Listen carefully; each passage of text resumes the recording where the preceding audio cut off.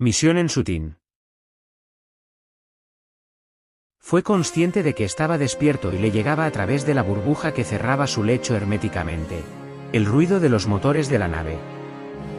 Miró el reloj calendario que estaba a la altura de sus ojos, y aunque aún tenía su mente embotada, calculó que había estado durmiendo hibernado 2 años y 4 meses ininterrumpidamente. Pulsó un botón y la tapa de la burbuja se aperturó. Se incorporó lentamente para evitar un posible mareo y al cabo de unos segundos, se sentó con las piernas colgando del nicho. Miró hacia el nicho de al lado, donde hibernaba su compañera Katy. En teoría despertaría en unos minutos, ya que sus despertares estaban sincronizados. Venían viajando desde el planeta Mitón, y eran la avanzadilla para colonizar Sutin, planeta con condiciones para que la vida humana pudiese desarrollarse. Efectivamente, en pocos minutos, Katy abrió la burbuja de su nicho y al poco se incorporó. Hola Katy, ¿cómo te encuentras? Un poco amodorrada, pero bien. ¿Y tú? Bien, acostumbrándome a estar despierto. Juan ayudó a Katy a bajar del nicho y ambos se sentaron en los sillones del centro de mando de la nave. En 1 hora debemos comer algo cuando nuestros organismos comiencen a normalizarse. Yo aún no tengo hambre, Katy. Es necesario que comamos algo. En el transcurso de 3 horas estaremos a punto de aterrizar en Sutin, y tenemos que comer para contar con la energía suficiente para actuar. Al cabo de 3 horas y tras orbitar alrededor de Sutin, la nave empezó el descenso a Tierra. Como el planeta tenía atmósfera, notaron el choque contra ella y poco a poco la nave fue perdiendo velocidad, hasta que por fin comenzó a descender verticalmente sobre las coordenadas que tenían previamente establecidas. Tras el aterrizaje, el laboratorio que portaba la nave tomó del exterior una muestra gaseosa y la analizó. El fluido que rodeaba la nave arrojaba en la analítica un 22% de oxígeno, siendo el restante gases inertes no nocivos para la salud humana, lo que hacía que fuese respirable, tal como habían predicho los estudios previos de Sutin. La superficie era sólida y compacta, lo que posibilitaba transitarla sin dificultad.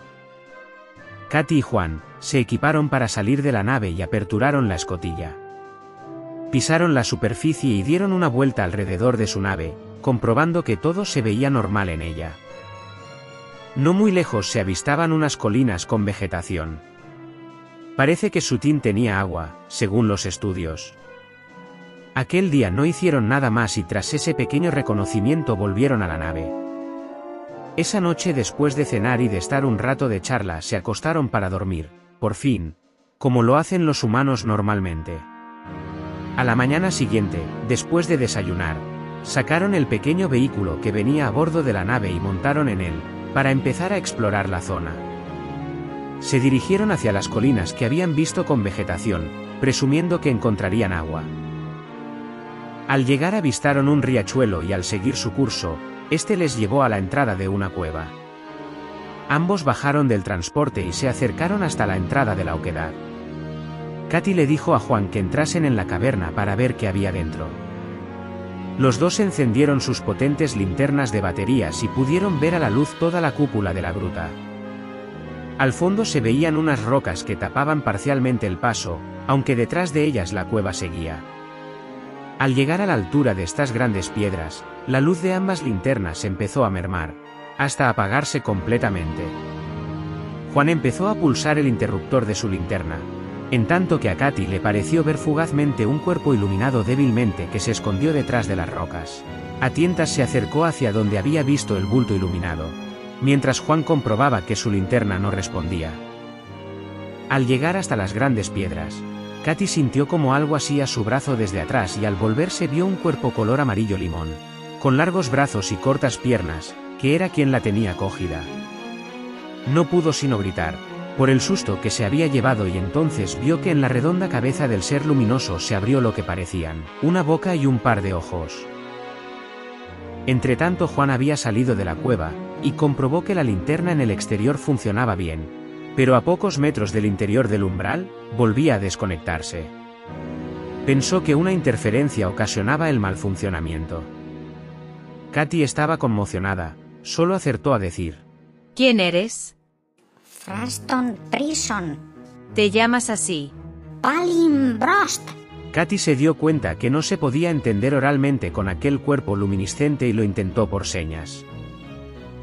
Primero lo saludó con la mano libre y luego se indicó a sí misma y dijo, Katy. Pero ello no provocó ninguna respuesta en el ser luminoso. Se produjo un sonido extraño y aparecieron dos seres más, iguales al ser luminiscente, que abrieron mucho los ojos al ver a Katy en la oscuridad. Luego abrieron mucho su boca y Katy temió por su integridad física y gritó llamando a Juan. Juan, ayúdame. ¿Dónde estás? Al fondo de la gruta. Juan se fue hacia el fondo de la cueva y vislumbró débiles luces amarillentas. Al acercarse un poco más, los seres luminiscentes empezaron a decir cosas ininteligibles. Palum gestin. Frele cueto. Juan vio cómo tenían sujeta a Katy por el brazo.